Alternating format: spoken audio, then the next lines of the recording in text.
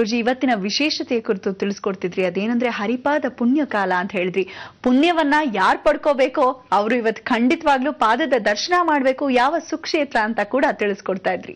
ಖಂಡಿತ. ನೋಡಿ, ಹರಿಪಾದ ಪುಣ್ಯ ಕಾಲದಲ್ಲಿ ಪುಣ್ಯವನ್ನು ಸಂಪಾದನೆ ಮಾಡಿ ಅಂತ. ಇವತ್ತು ಇನ್ನೊಂದು ಪುಣ್ಯವನ್ನು ಸಂಪಾದನೆ ಮಾಡೋ ದಿನ. ಏನದು? ಸಾಕ್ಷಾತ್ ದ್ರೌಪದಿ ಜಯಂತಿ. ಸಾಕ್ಷಾತ್ ಜಗನ್ಮಾತೆ ದ್ರೌಪದಿ ಅಂದ್ರೆ ಏನು ಅಂದ್ರೆ ಪಂಚಕನ್ಯೆ ಪಟೆ ನಿತ್ಯಂ. ಯಾವತ್ತೂ ಪಂಚಕನ್ಯೆ ಆಗಿರತಕ್ಕಂಥವಳು ಅಹಲ್ಯ, ಸೀತಾ, ತಾರಾ, ದ್ರೌಪದಿ.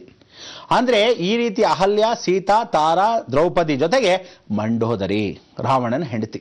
ಇದೆಲ್ಲ ಮಹಾಸಾಧ್ವಿ ಸರೋಮಣಿಗಳು. ಇವರೆಲ್ಲರಿಗೂ ವಿಶೇಷವಾಗಿರ್ತಕ್ಕಂಥ ದ್ರೌಪದಿಯೇ ಜಯಂತಿ, ಅಗ್ನಿ ಸ್ವರೂಪ ಅಂತ. ಅಗ್ನಿಯ ಪರಿಪೂರ್ಣತೆ ಇವತ್ತು ಸಿಗತ್ತೆ.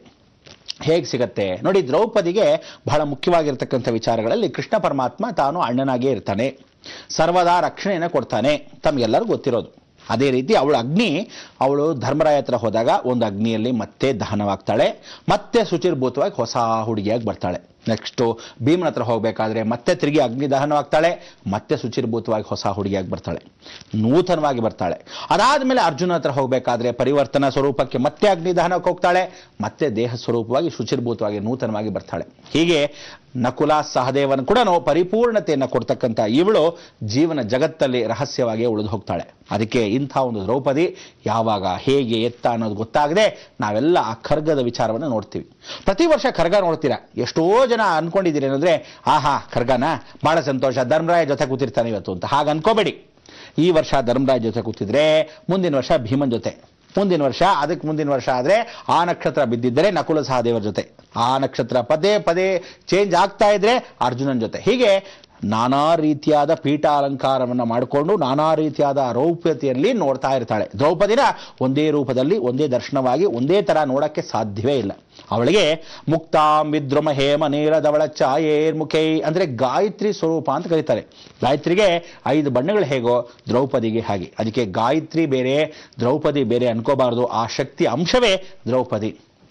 ದೃಪದ ಅಂತಕ್ಕಂಥ ಅವನಿಗೆ ಹುಟ್ಟಿರ್ತಕ್ಕಂಥ ಈ ದ್ರೌಪದಿ ವಿಶೇಷವಾಗಿರ್ತಕ್ಕಂಥದ್ದು ದ್ರೋಣಾಚಾರ್ಯರಿಗೆ ಸಹಾಯಕರಾಗಿರ್ತಕ್ಕಂಥ ಅನುಗ್ರಹ. ಅದಕ್ಕೆ ನೋಡಿ, ದೃಪದ ಮತ್ತು ದ್ರೋಣಾಚಾರ್ಯರು ಇಬ್ಬರು ದೊಡ್ಡ ಸ್ನೇಹಿತರು. ಒಬ್ರಿಗೊಬ್ರು ಕಲಹ ಆಗತ್ತೆ, ವಿಭಜನವಾಗತ್ತೆ. ಆ ಕಲಹದಲ್ಲಿ ಅವ್ರ ಮೇಲೆ ಕೋಪ, ಇವರ ಮೇಲೆ ಕೋಪ ಅಂದಾಗ ಇವರಿಬ್ಬರ ಮಧ್ಯದಲ್ಲಿ ಹುಟ್ಟಿರ್ತಕ್ಕಂಥ ಮಕ್ಕಳು ತದನಂತರವೇ. ಅದಕ್ಕೆ ಆ ಮಕ್ಕಳು ಹುಟ್ಟೋ ಸಮಯಕ್ಕೆ ದ್ರೋಣಾಚಾರ್ಯನ ಕರೆದೇ ಇರೋದ್ರಿಂದ ಇವರಿಗೆ ಶಕ್ತಿ ಸಾಮರ್ಥ್ಯ ಅಷ್ಟೇ ವಿಶೇಷತೆ.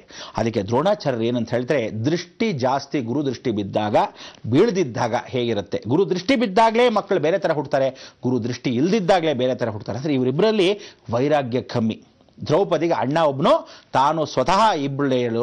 ಅದಕ್ಕೆ ಇವರಿಬ್ಬರಿಗೂ ಯಾವ ಕಾಲಕ್ಕೂ ಖಂಡಿತವಾಗ್ಲೂ ಶುಕ್ರನ ಅನುಗ್ರಹ ಹೆಚ್ಚಾಗಿರೋದ್ರಿಂದ ಶುಕ್ರಾಚಾರ್ಯರೇ ಇವರಿಗೆ ದೇವತೆ. ಅದಕ್ಕೆ ನೀವೇನ್ ಮಾಡಬೇಕು, ಅಗ್ನಿಯಲ್ಲಿ ನೋಡ್ತಕ್ಕಂಥ ಈ ದ್ರೌಪದಿಯ ದರ್ಶನವನ್ನ ಬಹಳ ಚೆನ್ನಾಗಿ ಮಾಡಬೇಕು. ಈ ದ್ರೌಪದಿಯ ದರ್ಶನವನ್ನ ಮಾಡ್ಕೊಂಡ್ ಬಂದಿದ್ದಕ್ಕೆ ಸಾರ್ಥಕದ ನಿಮ್ಮ ಜನ್ಮ. ಅದಕ್ಕೆ ಜನ್ಮ ಪಾವನವಾಗಬೇಕಾದ್ರೆ ಇಡೀ ಜಗತ್ತಲ್ಲಿ ದ್ರೌಪದಿ ದೃಪದನಿಗೆ ಮಗಳಾಗಿದ್ರು ಶ್ರೇಷ್ಠವಾಗಿ ಪಂಚ ಪಾಂಡವರಿಗೆ ಪಾಂಚಾಲಿ ಅನ್ಸ್ಕೊಂಡ್ಲು.